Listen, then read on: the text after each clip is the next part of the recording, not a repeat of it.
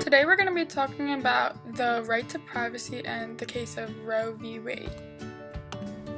The right to privacy was not a constitutional doctrine until 1961, yet it is said to be the oldest constitutional right.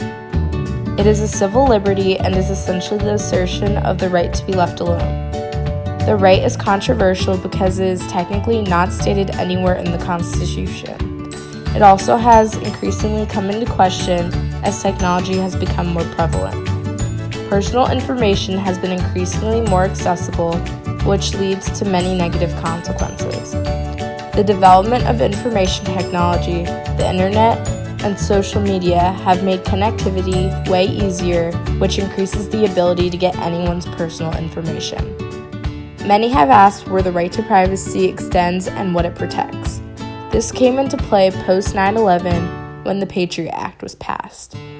It eroded many privacy rights and allowed for things such as wiretaps, internet monitoring, and other forms of domestic intelligence gathering.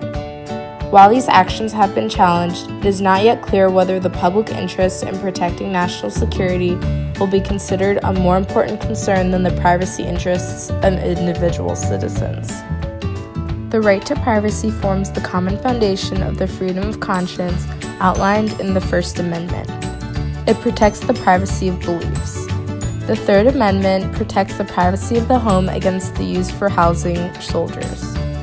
The right of people to be secure in their persons, houses, papers, and effects against unreasonable searches is outlined in the Fourth Amendment. The Fifth Amendment protects against self-incrimination, which protects the privacy of personal information. The Ninth Amendment says that the enumeration in the Constitution of certain rights shall not be constructed to deny or disparage other rights retained by the people. This is justification for broadly reading the Bill of Rights to protect the right to privacy in ways not specifically provided in the first 8 amendments. Each of the 3 branches of government use their power to play a role in a way that protects the right to privacy.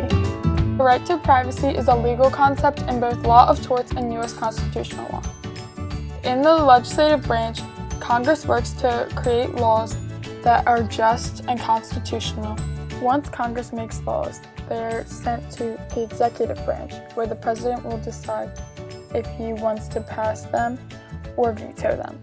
Because the powers are separated equally, the president does not have a direct impact on making laws that support the right to privacy, but the president can sign bills, implement executive orders, and push legislation through Congress based on their view of the issue and if they are for or against it.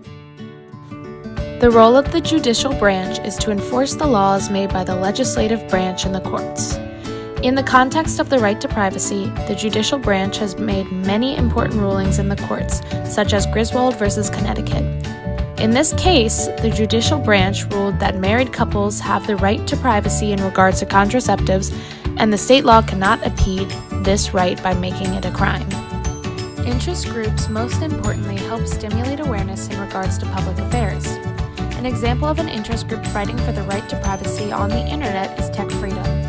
While only being active for 1 year, this group is one of the front leaders for sharing criticism such as privacy regulation. Political parties have varying opinions and influences on the right to privacy. For example, during the campaigns of Obama and McCain, voter privacy was breached due to the computers being hacked by foreign agents. A landmark case that has become very well known due to it dealing with the right to privacy is the case of Roe v. Wade. In this case, the Supreme Court ruled in a 7-2 decision that a woman's right to a legal abortion was protected by privacy rights that are implied in the 14th Amendment. Overall, the right to privacy is an important right that each and every one of us have, and the government plays an important role in protecting it for each of us.